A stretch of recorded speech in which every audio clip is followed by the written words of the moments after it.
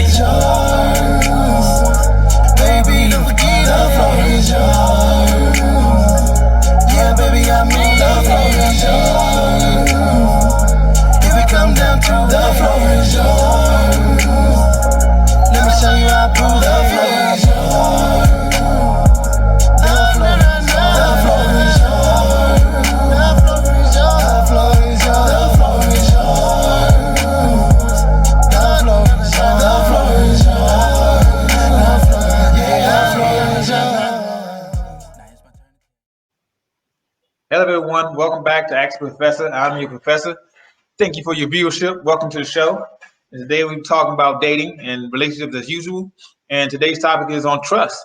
And today we have the pleasure, the honor of having Mr. Dana Davenport, a licensed professional, to support us with our discussion. So without further ado, I'll say, before I go there, I'm going to say Mr. Dana's been in my life for a very long time. Met him back in the 90s. We went to the same college together. He was a dean of pledges for my line, Phi Beta Sigma fraternity. You see that shield in the background. So Blue Phi. So it's a pleasure. It's a great honor to have you here, Mr. Dana. And I'll let you take a few minutes to introduce yourself. The floor is yours, Mr. Dana Davenport. I appreciate that, Vince, the professor, and appreciate you for having me here. My name is Dana Davenport. I am a licensed professional counselor in the state of Virginia. I also treat trauma and trauma-related issues, as well as family and individual counseling. So I've been doing this for a while, over 10 years, and just pretty much a lot of things speak to me. Currently in private practice, but also working for the Community Services Board here in the area.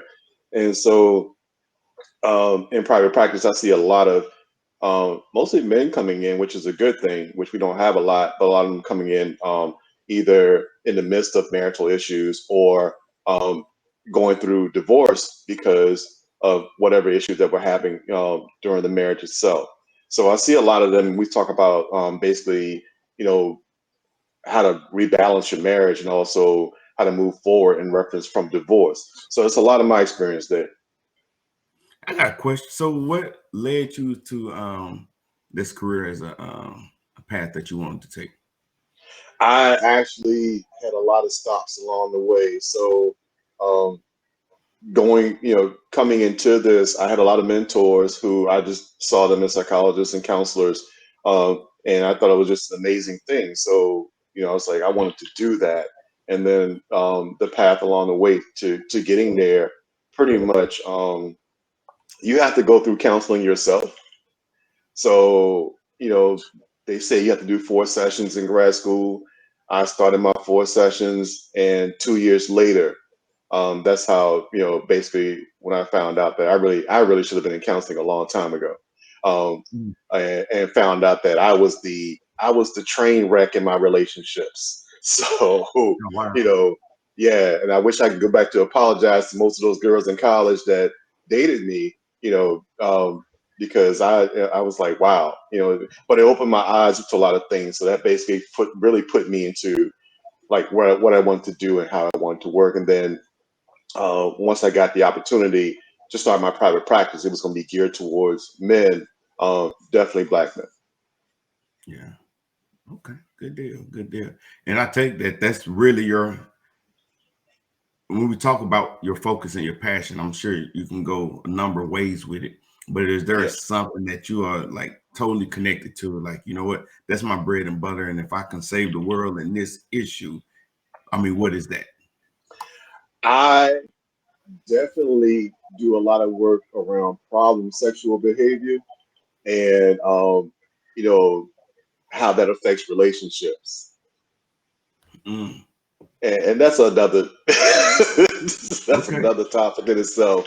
But I definitely deal with trauma, and I definitely work with trauma, especially with the men who experience traumatic issues and haven't had an outlet to really talk about it.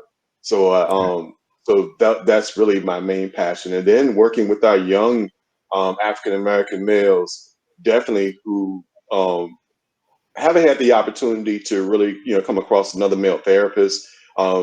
and working with them. So those are my passions there as far as really, going and looking at it. Okay. Okay.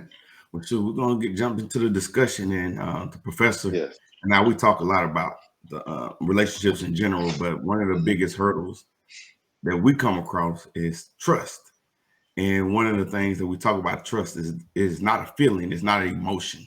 And I want to let the professor kind of kick off the discussion and talk about what trust is and what it isn't, so we can kind of make sure we're all on the same page and understanding how trust is important and how it affects our relationships. Okay. Yes, I'm gonna take a step back for a second. So, yeah. So, how did we get here as far as the show? So, there was a post that came across my Instagram, my Facebook as well, by Mr. Dana Davenport. It said something to the effect that trust is kind of ruined when there's the lack of emotional or physical security. So I posted I made a comment responding to it, and Mr. Davenport said, invite me to the show. So here we are talking about trust based on the post that came across Instagram and Facebook to talk about trust. So really looking forward to this discussion. So to get into it, so Mr. Dana, what does trust look like? Healthy trust look like in a relationship, in your opinion? Healthy trust looks like if I'm there, I already know what I can share. I already feel good enough to go in and say, hey, you know what? I'm with this person. They got my back. I know what I can share. I know what we can talk about, and I know how they're going to respond. So you sort of can go through and really look at how that looks and how that feels. It's there's no second guessing there. There's no really overthinking it. There's hey, you know what? I feel like this today, and I feel like and you know what the response is going to be. You can have a healthy conversation centered around that, with that part. And honestly, for that, and for couples who've been together for years, that's kind of like a build up there. That was like, when I talk to people, it's like who've been together, who they say, you know what, we had to work on that. We had to talk. We had to get that to a point where this was like, yeah, I know where you're coming from. You know where I'm coming from, and we got this. Gotcha. That's good. So from your perspective, does it look different for men and women, or is it pretty much the same? It looks different for men and women. Women are actually more emotional in reference to, and women are more open, and men aren't as open. Men have emotions, which is a thing that people don't really understand. Men have emotions, but men aren't as open with that. That could be, pretty much what models did I see growing up, and how those things look going into it. So yeah, so it's definitely a difference. So you're saying they're not as open to sharing or open to trusting? What are you saying? They're not as Open open? to opening to trust enough that I can share, certain things that's really going on. Women will talk. Women will say, I feel like this, and why, but women will also say, why aren't you talking to me? And a lot of the men that I work with will say, I want to talk to you, but I've seen, how this goes down. Or in my own head, I don't want to seem soft. I don't want to seem like, you looking at me like, oh, you soft. You can't protect me. You can't defend me because you soft. You got all these emotions and everything else. What's going on with that? Man, that old male ego. I get it. Yeah, but I agree. I've had many discussions with friends and everything else, but I feel like I was on the outside. I was on the other side, so I was that guy that was willing to share, and I felt like I was involved with someone that wasn't as open. So it's like maybe gender traditionally we had switched roles. It's like I felt largely misunderstood and violated in the relationship because I couldn't get through to that emotional level. So that emotional conversation, that emotional vulnerability was lacking, and it took a toll on the relationship. Wow, that's interesting, Vince. So if you don't mind sharing, like if I don't know if you've even had a chance to process the why. Like what made you more open to sharing your emotions? Because we've all heard that traditionally men don't. So what made you, if you had time to think about it, what made you more willing to? I think it was my upbringing. So I didn't have the opportunity to growing up. So it just kind of built up. So now we're always looking for an outlet to kind of share. And when I found someone that I trusted and I felt like I loved, it was just the floodgates just opened up. It's like, hey, I need to release. I need to let all these things, these emotions out. I need to share. I need someone that's willing to hold them, keep them, safeguard them, and everything else.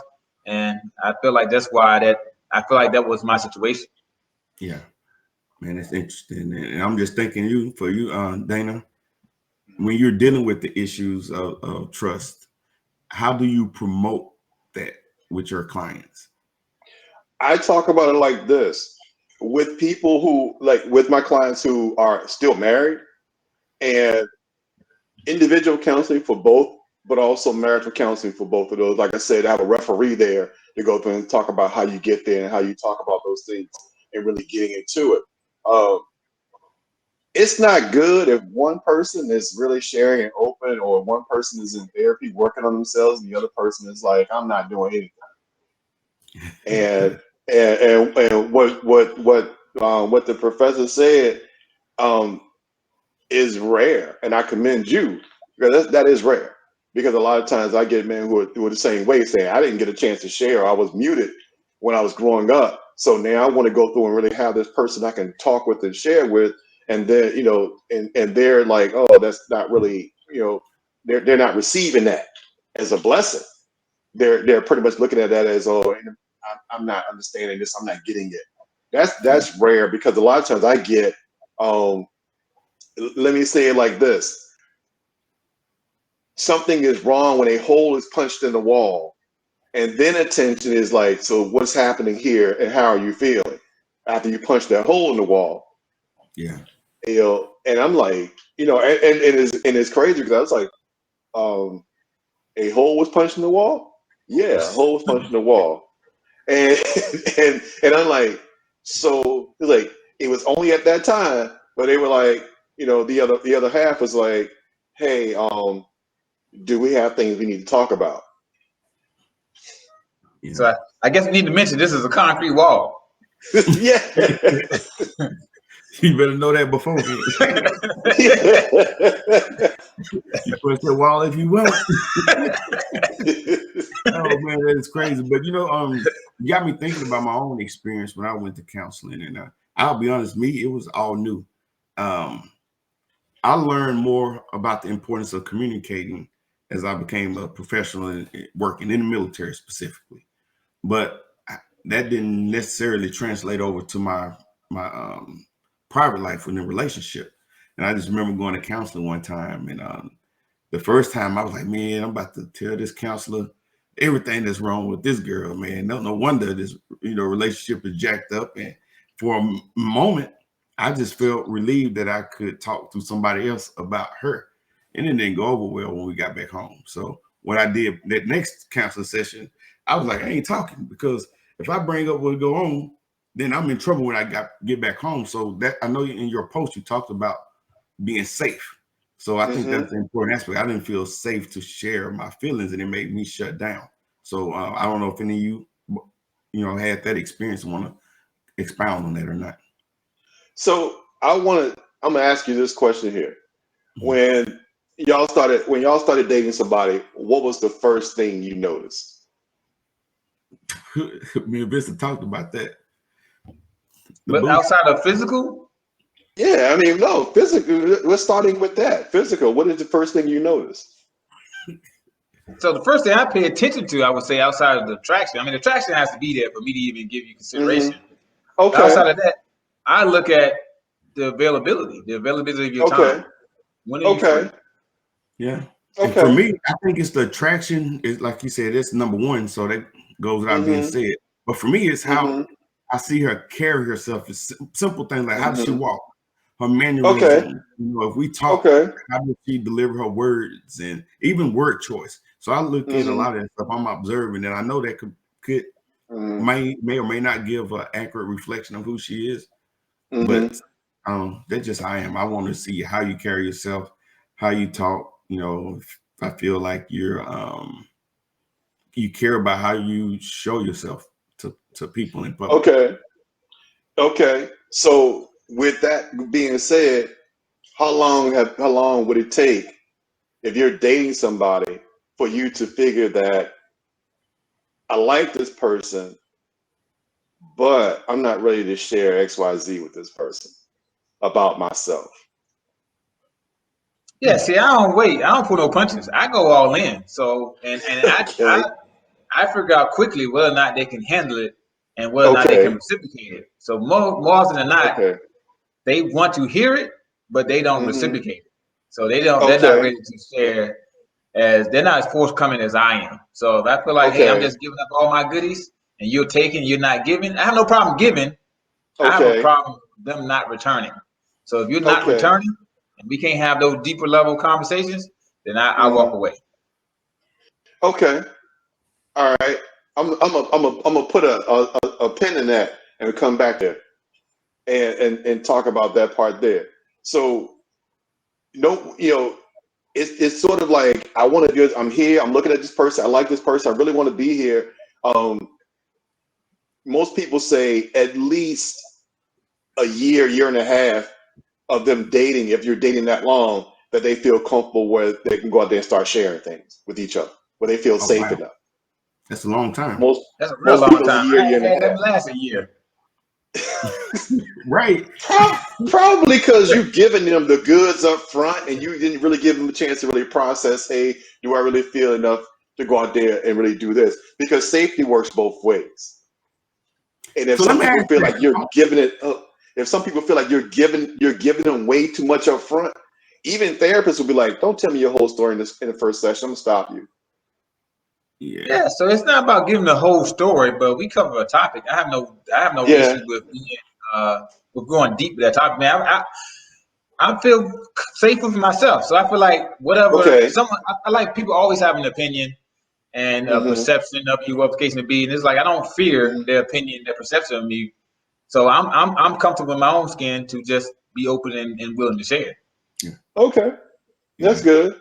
And I'm thinking too, though, if you're saying it's taking the people a year and a half, and I'm thinking about what all they're doing in the meantime while they're trying to gain trust to share, they're probably doing a lot of stuff that comes with relationship. And I mean, just to be open, they're probably sexually intimate with each other. They're Mm-hmm. probably taking trips. I'm sure they've Mm-hmm. met family members, things of that nature. But at the same time, Mm-hmm. we're saying that there's some things about me that I'm not going to be willing to share. And I think that that Mm-hmm. can be a potentially a issue later because I'm emotionally vested. I am, Mm-hmm. materially invested, family and Mm-hmm. all that.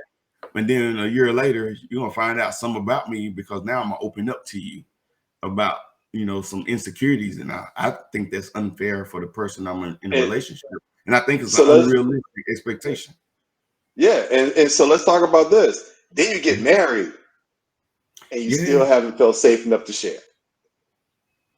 So that's You Yeah, still happening. yeah. So people get engaged and they make these other strong commitments, and they don't even know each other. So I've mm-hmm. often been told that women have often told me that they feel very comfortable with me very fast, and I think they feel Okay. very comfortable very fast because I give my story. So I mean, I don't. For me, I don't think there's much to like to talk about other than your actual Mm-hmm. life experiences. So I can talk about my Okay. job, I can talk about the podcast, I can talk, but they ain't really getting to know me. To really get to know me, you Mm-hmm. have to understand, and I have to be willing to share my emotions and my experiences. And because Mm-hmm. I do that, I think a lot of women get comfortable real quick, and they don't always share in return, and that's really a red Mm-hmm. flag for me. And that's when I kind of I step back and say this ain't for me, this ain't gonna go nowhere because I don't know you, and I'm not getting to know you, Mm-hmm. so we might as well just cut it off here. Yeah.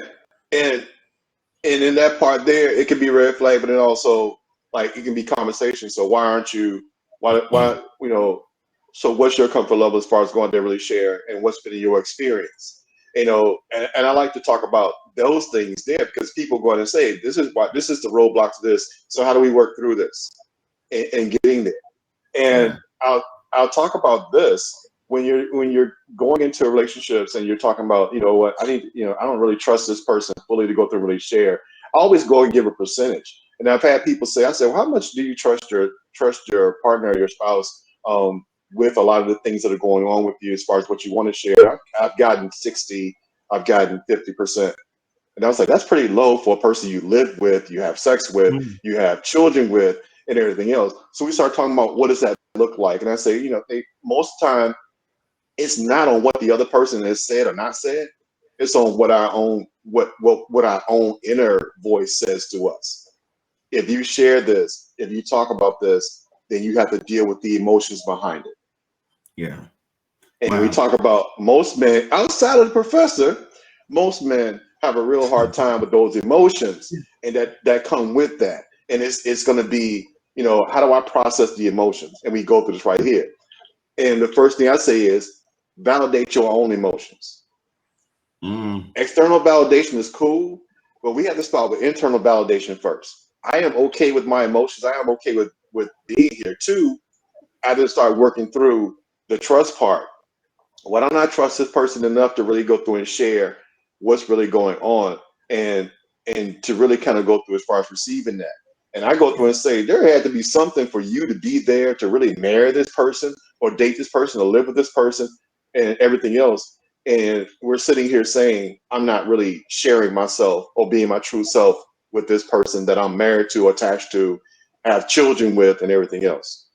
That's good, man. That's good. And Vince, this for you, man. 'Cause since you're more forthcoming than most men, what does sharing look like? What type of things are you sharing with people? Because from my experience and talking to other people, it doesn't happen. And then when I've asked, like, have you talked about XYZ? Like they were hiding things from the past, or they don't know that it's necessary to talk about certain traumas, or the traumas have been normalized. Hey, I grew up without a father, or I don't trust my mother, or things like that. So what does sharing, or what should it look like when you're trying to get into a relationship with someone?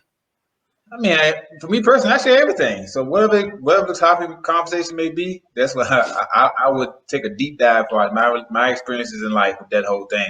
Yeah. So the side of it, the truth of the matter is, when it comes to dating, I think people aren't as vulnerable or don't share because they're embarrassed, and two, they feel like it disqualifies them. So it's like, I have no problem being embarrassed. I don't feel embarrassed, and if I don't fit, I just don't fit, and it's all right. But a lot of people don't want to be disqualified in a relationship because of something that's actually happened or has happened in their life.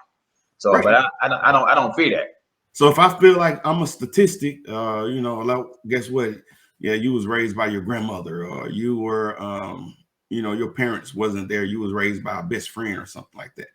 A lot of people don't talk about that in the beginning. So is it important to get in that early on, or I don't think it's important. I guess it's whatever you're comfortable with. I think the point to be made is, like Dana said, you got to validate your own emotions. Accept yourself. So if you haven't accepted yourself, then regardless of the timeline, you won't get there. So at some point, you have to get there. You have to cross that bridge. For me, I just rather cross it sooner than later, because it's like, I know I need someone that's emotionally available to have those conversations and to receive those conversations. If you're not there, then chances are it's not going to work.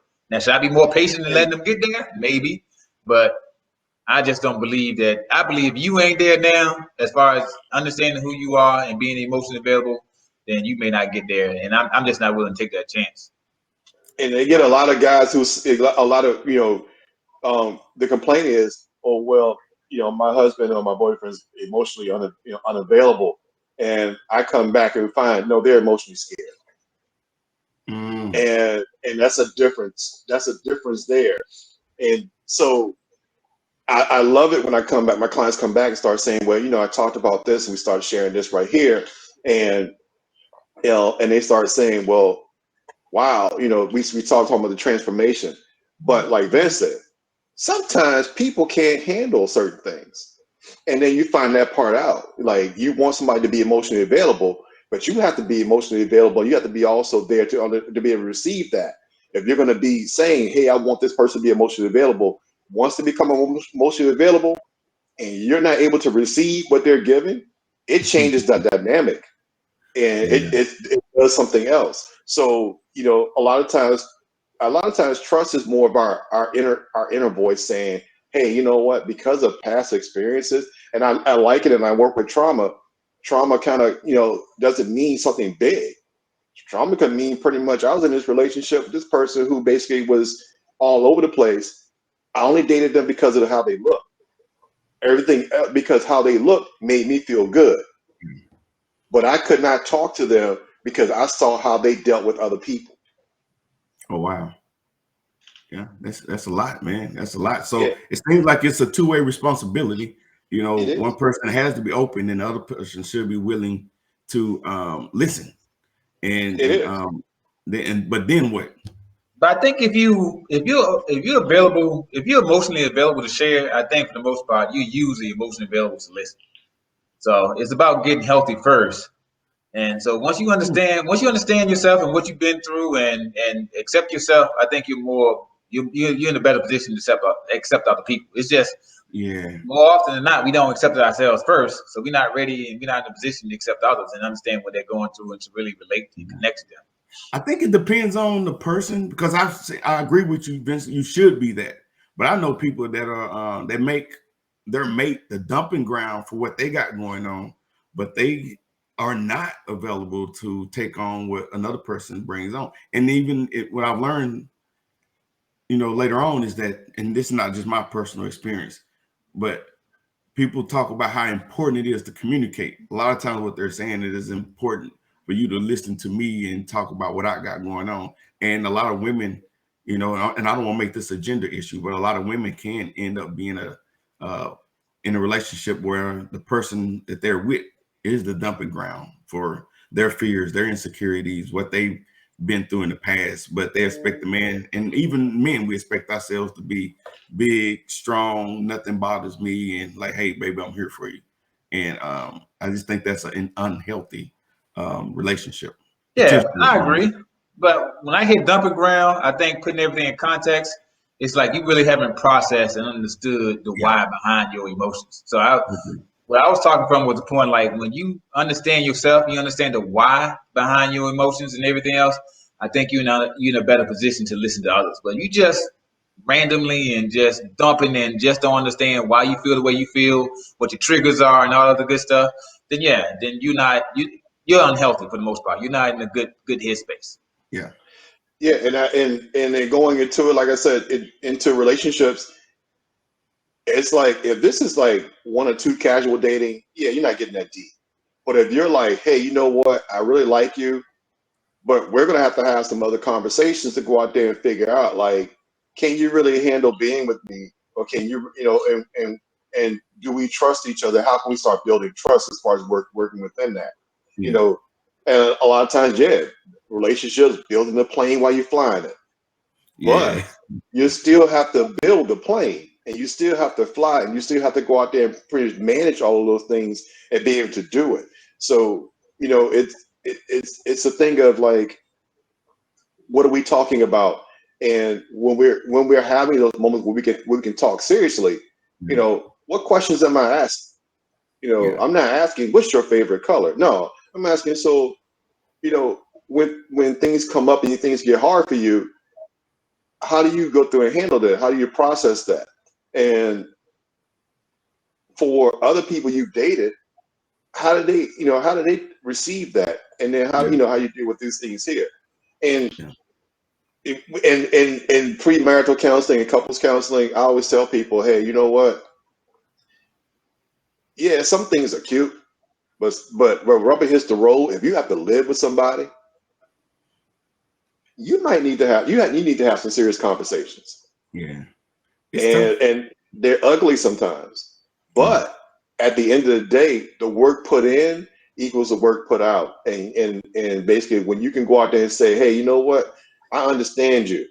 I trust you. This makes us more intimate. Yeah. We're there. Yeah. Let me ask both of y'all's opinion on something. So I like to be more specific sometimes than the general. So I have some great friends, and the female, man, she has a great heart, but she's been through some tough relationships in the past. She get with this new guy, and most relationships hit it off in the beginning, and he is seemingly everything that she's needing. But now that the dust is settled, and it's like, hey, okay, now we're good. Let's kind of go back to doing some things that we enjoy individually.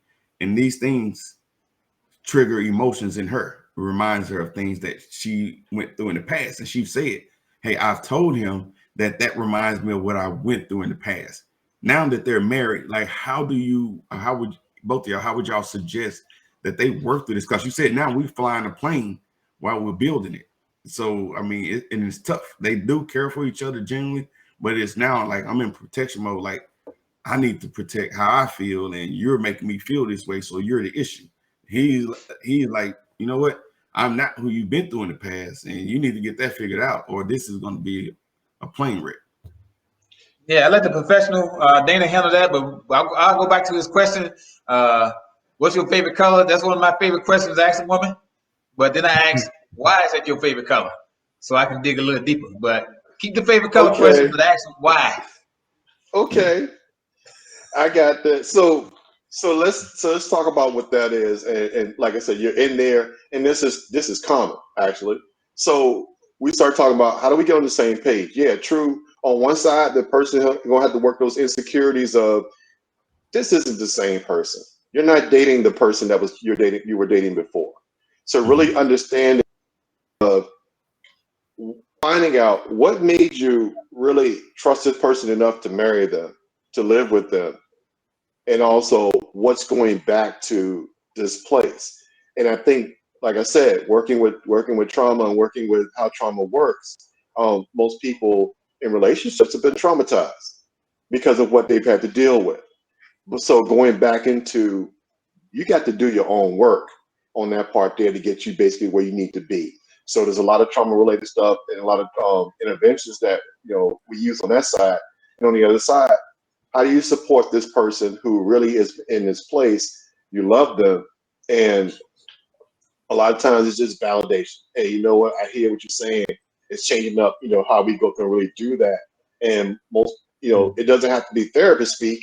It could just be, I hear what you're talking about. I understand that part right there. I apologize. Let's look at how we make this better. But on the other side, you can't just go out there and say this triggers me, because if you're triggered by the same things, that means you're not doing the work to go through and really work through those triggers and work through those issues that you're having. So it goes back into, not like I said, I loop it back around to couples counseling, marital counseling, seeing somebody, going there, really doing the things you need to do to go through and get there. Or having that referee, having that person in between to say, hey, let's look at how we navigate this. Wow, that's good. So Vince, you talked a lot about validation, man. I learned a lot from that discussion. How important is validation, to the trust process? I mean, validation is very important. I mean, it's a part of being listened to and being heard. So without being listened to and being heard, there's no validation. So you have to listening and being heard creates that understanding. But going back to the question as far as the insecurities, I mean, that's a tough one to overcome. And like Dana said, the person with the insecurities needs to get help to process those thoughts, those emotions, understanding. Because at the end of the day, for me, I believe those insecurities stem from wanting to be in control. And being, and the truth being told, regardless, I mean, one side is being controlled. The other side is the other person will have to relinquish or give up something and kind of give their life for the most part and who they are and what they really like and enjoy, which is not fair to that person. And I mean, it's also not fair to the person with insecurities to be concerned and whatever the case may be, because they don't feel like they have control or there's an insecurity there. So within that insecurity and that sense of control, and me on the other end feeling like I'm giving up my life, I mean, that's a very tough, very tough situation. So it doesn't feel good on either side. But I would say don't give up your life and who you are and what you enjoy doing. But at the same time, get understanding as far as how that person feels, what those emotions are. And the person with the insecurities need to get help to get understanding, like what are these triggers and where is this coming from, and realize that, hey, regardless of how many controls you try to implement, you still don't have control over that person. So that person still can have the freedom to do what they want to do. That person always have free will. They always free to be what they want to be and who they want to be and do what they want to do. So stop stressing trying to control what you can't control anyway. So what's driving the control? Is it protecting? Is she protecting herself, or is it that she just want to dictate what he's doing? Oh, there's always a fear. Yeah. So when I say well, there's no love, there's fear.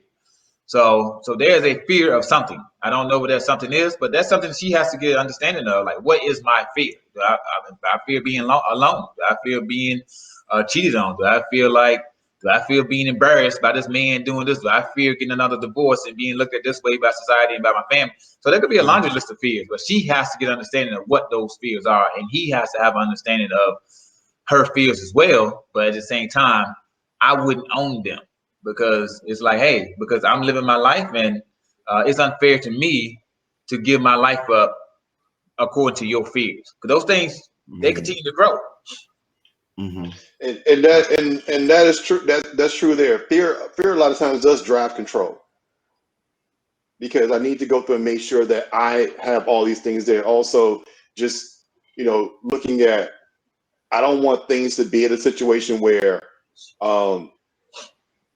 if I don't feel in control of myself, I'm not in control of the situation. And we do have those people who want to control the situation itself, but and with that, it doesn't work, and it makes things much more of a mess. But going back into, like I said, validating your own feelings about stuff, validating how you feel, and being able to go into that, but also ask yourself the question: why do I feel as though I cannot share parts of me with this person that I'm with?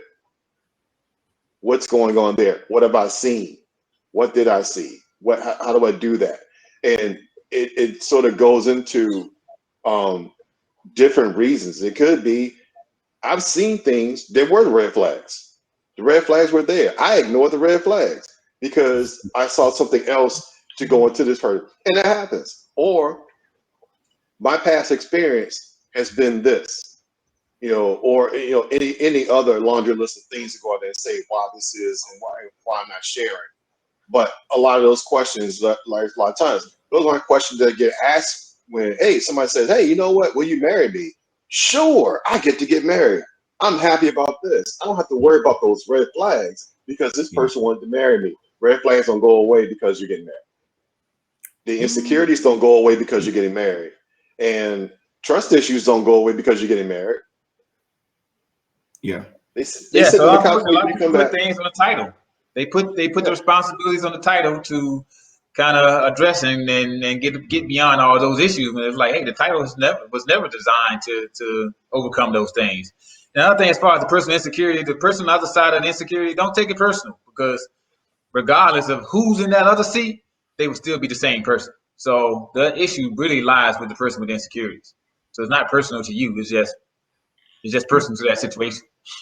Yeah. So That is we know a true. lot of times counseling does work. I'm an advocate of it, but sometimes it's not available. And again, you talked about you flying that airplane while you're trying to build it. And sometimes you jumped into a committed relationship, children are involved, you've moved into the house together, even if you're not married, moved to other cities, a number of things. Professor, how would you advise people, like, man, when you're knee deep in the thick of things, like when do you they ask you a lot of this on your show. When do you hold and when do you fold? Hey, I don't put no punches. It's all about how much you can tolerate. Yeah. So it's all about how much you can tolerate. So if you can tolerate one more day, hey, hold on for one more day and do something. Make sure you do something. Take some action to address the situation. But like Dana said, the situation's not going to just get better by itself. I mean, you have to address it. And the longer you stay there, the more bitterness, resentment that kind of builds up. Yeah. And truth be told, you're growing, instead of growing together, you're growing apart.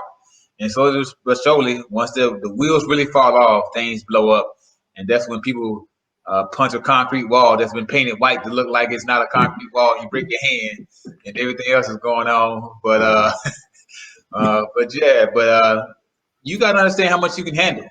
So, and Mm-hmm. uh, it's great to come. I mean, sometimes people come together because of financial situations. I mean, it takes some of that financial burden off of them, whatever the case may be. But that mental peace and all that stuff, you cannot put a price on that. I mean, that can ruin your health, and just a laundry list of other things can just be ruined because of that lack of peace. It's like, to me, my mental health and my mental peace of mind is not worth financial release or whatever the case may be. It's just not worth it. It's not worth it. You have to wake up to you next sleep with you at every night, whatever the case may be. It's not working for me.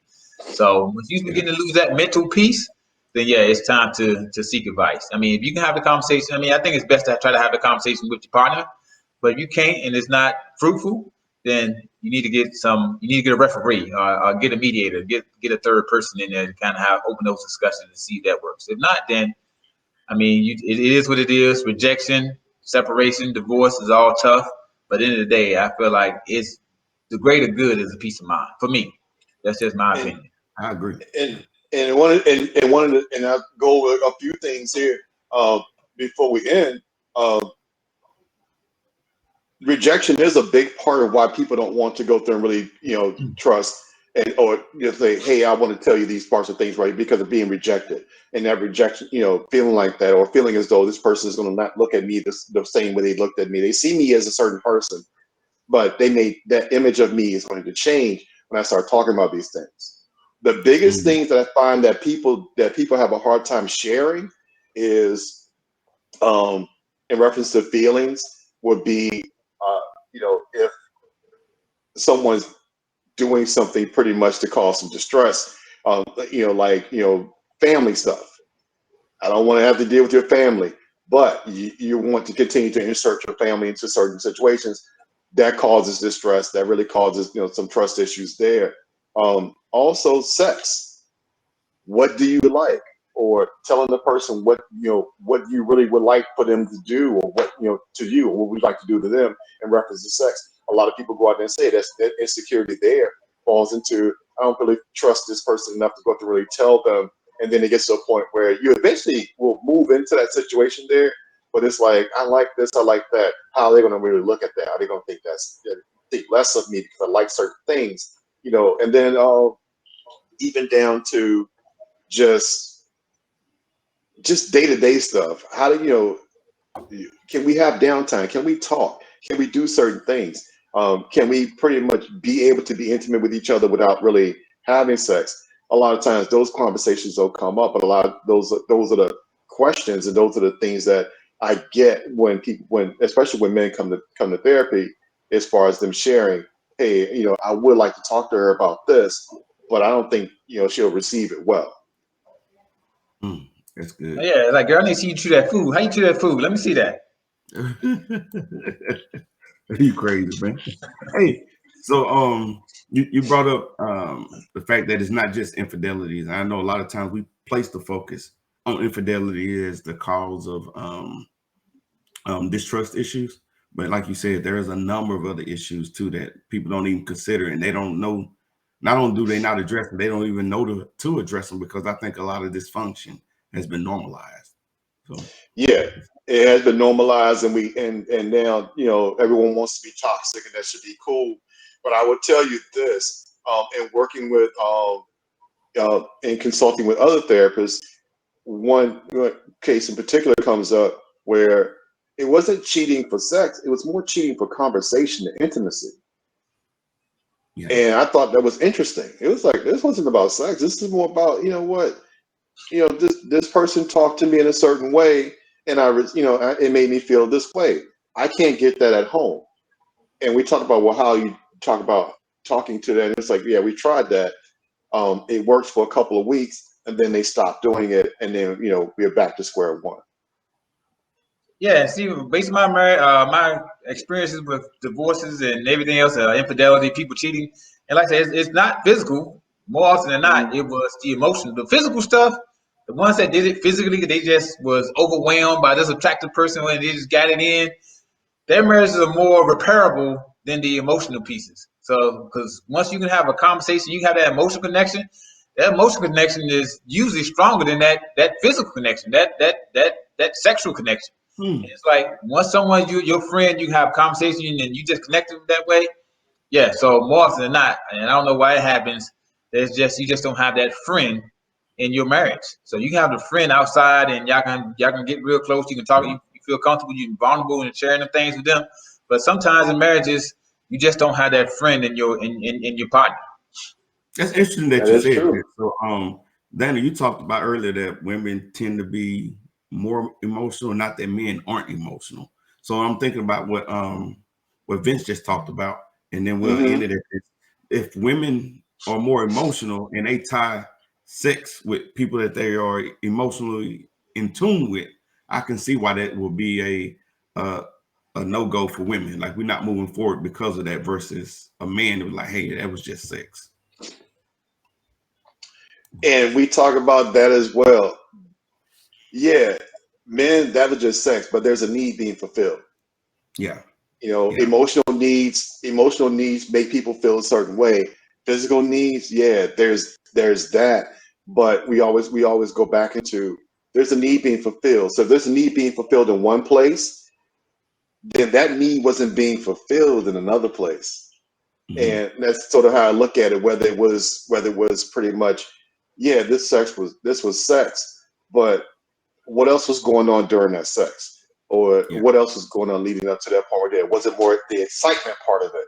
Was it more of the, whatever, in between as far as really with that, what was there and what was happening with this part right here? So I always go back down to there was a need and there's a need being fulfilled. Mm-hmm. There's a need being fulfilled that we didn't go out there and trust enough to go out there and say at home, or in the person you were with, to go out there and say, hey, you know what, can you do this? Or I feel like this, or can we work this out? Yeah, that's good, man. So I know we're coming up on the end of the show. So what I want to do is give you a chance to plug your business for people that are actually in Virginia, or Okay. I don't know, maybe someone want to reach out to you for some advice on or a reference. So we'll give you a chance to talk about it. So Better Day, Better You Counseling and Consulting is my baby. I am the sole proprietor. I'm fully virtual. So when you said therapy not being available, I'm fully virtual because I wanted to make sure therapy was available to people who couldn't access it. So I have clients from across the state of Virginia, actually in areas in which there wasn't a Black male therapist available. So I do it that way. And mostly in the evening time. So I try to make it convenient to people's work schedules. Most people are off in the evenings or later in the evening. So I usually do it when I get off work a couple days a week. And then on Saturday mornings, I have sessions for that as well. So definitely that self-pay and some insurance is available. But yeah, definitely it's been my baby. We're going on 2 years next year. So, I'm enjoying this ride, and I'm pretty much just, it was something that I did not expect I was going to be doing, but I am here. Cool. Professor, we'll let you wrap it up. Hey, I'm just gonna say, hey, brother Dana, appreciate you being on the show, brother. Appreciate all that you do out there. We're trying to help and prepare and save relationships and save marriages. Good to see you again. Wish you all the best as far as your career and your future pursuits in counseling. And hey, hopefully we can do this again sometime. Yeah, definitely. I appreciate it, man, and I definitely think it's awesome that we connected. And it's crazy because we text a couple times a year, but we don't really get a chance to really talk. So I feel as though we need to talk more. It's definitely there. But yeah, I appreciate being here, and I appreciate giving me the opportunity. Definitely, it is. It's definitely my honor. Oh yeah, so definitely appreciate it. So yeah, stay tuned. We'll talk more. You got my number. 1-800-Professor. Everybody else got it too. 1-800-Professor. Hey, don't call that number. They don't know who you gonna get. Hey, thank you both. Appreciate your input. And again, it got a world of people that out there hurting and they don't know where to start. So I think topics like this are important to discuss. So I'm gonna ask you right here and put you on the spot, man. I hope you'll come back. I definitely will come back if I'm invited. Yes. Cool. All right. Close us out, Professor. All right. Hey, stay tuned. We'll be putting out more promotions for our future shows. Look forward. Thank you for your viewership. Be safe out there. And God bless. Peace. Let me do it for you. Baby, the floor is yours. Yeah, baby, I mean the floor is yours.